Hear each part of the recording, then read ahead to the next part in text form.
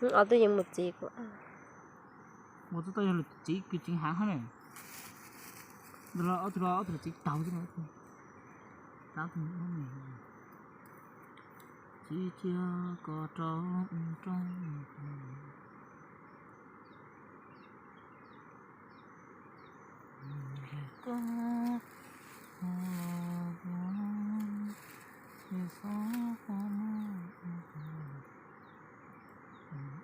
nhà nó chỉ là cái cái chân tay trái chả mà quậy nữa này nhưng mà cũng bao nhiêu mù tròn ra nữa này sai nữa ít bề bé tôi số rồi khi kia nhưng dù nó chỉ to chỉ mong cái nó thiết chỉ mong cái nó lòng khen cái nào thôi rồi lúc học có nữa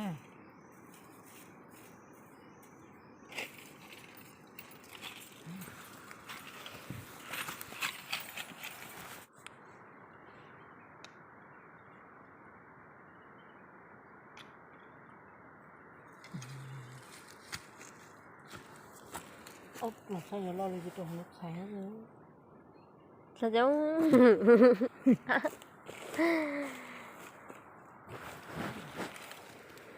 cái phát chút nữa sắp hàng rồi còn nó còn không có cái cốc thì thế này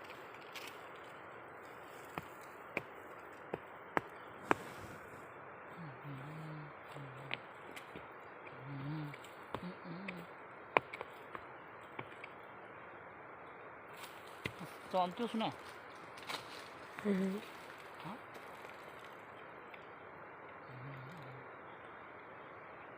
đi một cái tỉnh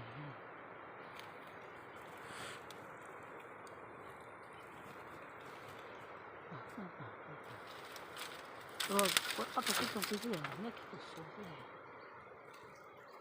quên ta ha quên cho nhà cả lo cả số gì lo ốc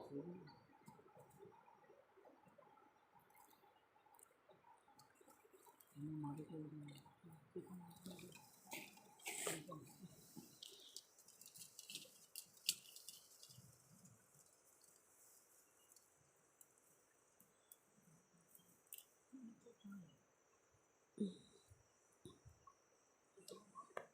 đu đầm mong có chỉ vô cứu có nhì mùi vô kia tôi có luôn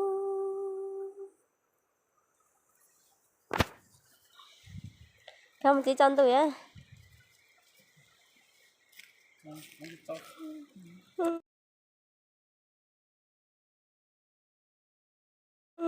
cứ cho tôi bắt được biết gì không nói cho rắc ranh này cho một chuyện thay nhà u làm bồi xuống mà tôi nhớ chẳng phải nhập bút cho này có khu xì lúa mua cú so xiên cho nên ô bỏ cây là một số chéo một số dê nữa đó các một số dê xe bỏ lấy nè ô dê thì lấy thứ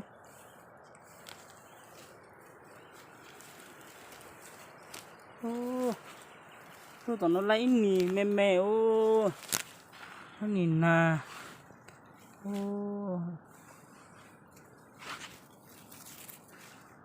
lấy từ chứ luôn nó ra một số đã xếp bỏ lấy tôi mới ảnh nó ra nữa một số trong đó nó xếp bộ xài thia ô trời nó một cá cừu ô trong cô tay chủ để thia tao lại nằm ở chỗ hắn nó tao lại nó có thực kỹ nữa muốn tao xếp bộ bỏ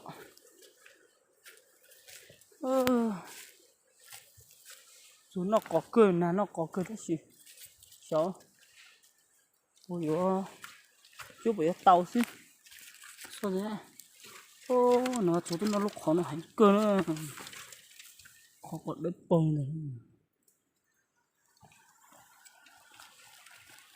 Lúc này nó có tay từ lượt kia.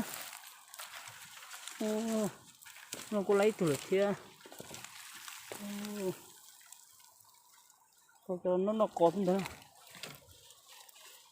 Thứ đâu này. Sao nó sẽ được một trái kia. Đó áo nè. Áo tụi nó chụp khét ta liền.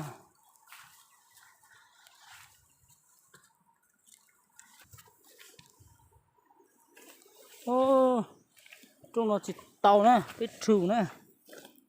Chỉ cái tôn nè.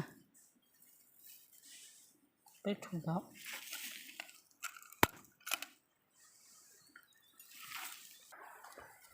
Đó sẽ bỏ. Chỉ cho lại cháu. Mình sẽ cho họ tiêu liệu.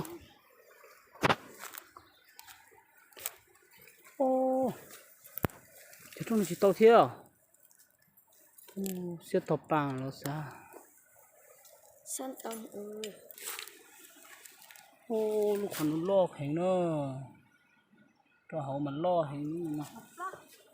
Dù cái nhiều bông mình chỉ lo chỉ tàu liệu.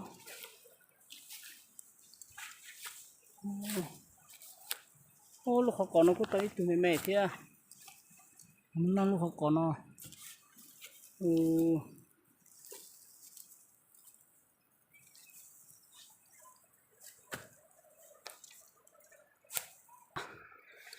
Nó bé nó sẽ mua. Trồng bù lâu này. Trồng táo tiêu địa nó xa. Chỗ cái nó mua hành chỗ táo tiêu nó xa. Táo tiêu liệu trong trên nó nè. Má tiêu liệu luôn. Nên nó mà thiết lo nữa. Dạ.